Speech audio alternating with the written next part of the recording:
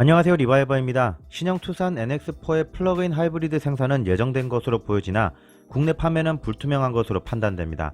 왜냐하면 플러그인 하이브리드 보조금이 지원되지 않기 때문이죠. 이번 영상에서는 플러그인 하이브리드와 보조금에 대한 이야기를 해보겠습니다. 9월 15일 공개 예정인 신형 투싼은 1.6L 엔진 기반의 플러그로 충전이 가능한 대용량 배터리와 모터가 적용된 플러그인 하이브리드도 생산 예정입니다.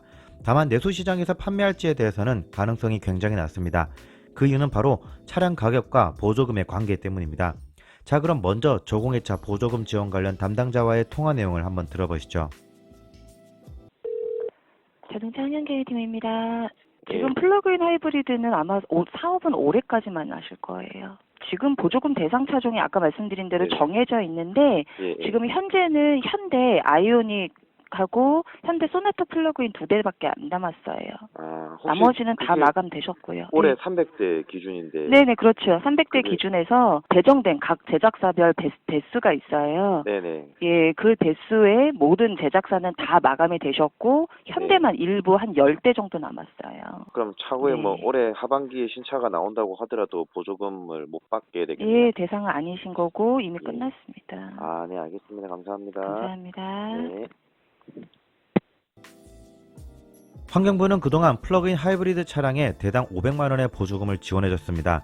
2020년 올해 예산은 15억이고 대당 500만원이므로 총 300대가 보조금 지원 대상이었습니다. 각 제작사의 모델별로 보조금 지급 대상은 이미 정해져 있으며 9월 2일 기준 아이오닉 플러그인과 소나타 플러그인 하이브리드가 10대 정도 대상으로 남아있다고 합니다. 아이오닉과 소나타 플러그인을 구매하시려는 분들은 서두르셔야겠습니다. 그리고 내년부터는 플러그인 하이브리드 보조금이 완전히 없어집니다.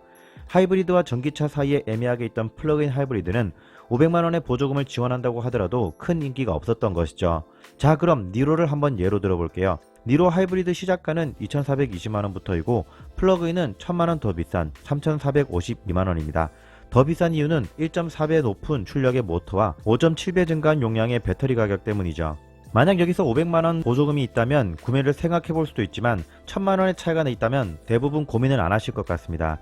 차라리 전기차가 4,780만원이니 각종 보조금을 받고 전기차로 바로 결정하는 것이 낫다는 것이 대부분의 사람들의 생각일 것입니다. 결론적으로 투싼이 10월 안으로 플러그인 하이브리드가 국내에 출시된다고 하더라도 500만원의 보조금 지원 대상 차량이 아니며 내년에는 이마저도 없기 때문에 최소 1,000만원 이상의 가격 차이를 감안하고 구매해야 합니다. 과연 그럴 사람이 국내에 얼마나 있을까요? 아마도 내수시장 수요가 매우 저조할 것이기 때문에 저는 국내 출시 가능성을 매우 낮게 보는 겁니다. TMI를 드리자면 2021년에도 플러그인 하이브리드의 보조금이 계속 지급된다고 하더라도 투싼은 지원 대상에서 제외될 가능성이 매우 높습니다.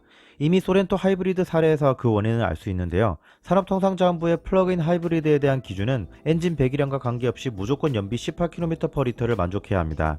현재 니로 플러그인 하이브리드가 16인치 휠 기준 18.6km/L입니다. 니로 하이브리드에는 18인치 휠이 있는데 플러그인은 16인치 휠만 있는 것이 18인치로 연비를 검증받으면 산업통상자원부 기준인 18을 만족 못하기 때문입니다. 이걸 보면 기아차가 소렌토 하이브리드 출시 전에는 멍청했는데 니로 플러그인 개발 때는 그래도 똑똑했네요. 투싼 하이브리드에 대한 출시 정보를 보면 사륜을 출시 안 할 계획이라고 하죠. 제 개인적인 생각으론 가능은 한데 한국에서만 안 할 가능성이 높습니다. 지금 1.6L 엔진 기준 하이브리드 연비를 15.8km 이상을 만족시켜야 해요. 연비에 영향을 주는 게 대표적으로 사륜구동 유무와 휠 사이즈입니다. 대략적으로 사륜구동 적용하면 연비가 1 줄어들고 휠 사이즈가 2인치 증가하면 또 연비가 1 줄어들어요.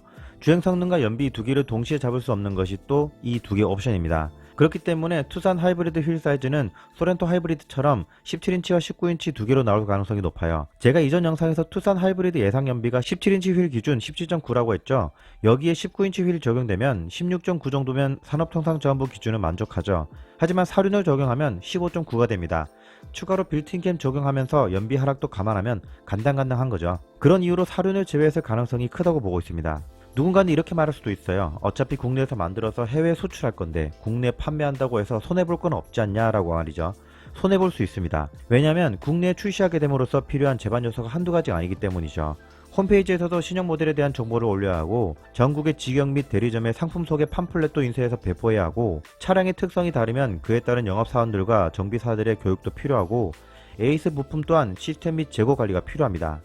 결론적으로 단순히 해외 출시하니까 국내도 출시하라고 할 수는 없다는 거죠. 하이브리드와 플러그인 하이브리드의 가격 차이를 500만원 안쪽으로 좁힌다면 모를까, 그러기엔 하이브리드 위치도 애매해지기 때문에 투싼 플러그인은 국내에 출시될 가능성이 매우 낮다는 것이 이번 영상의 결론입니다. 이상으로 저는 리바이버였습니다. 감사합니다.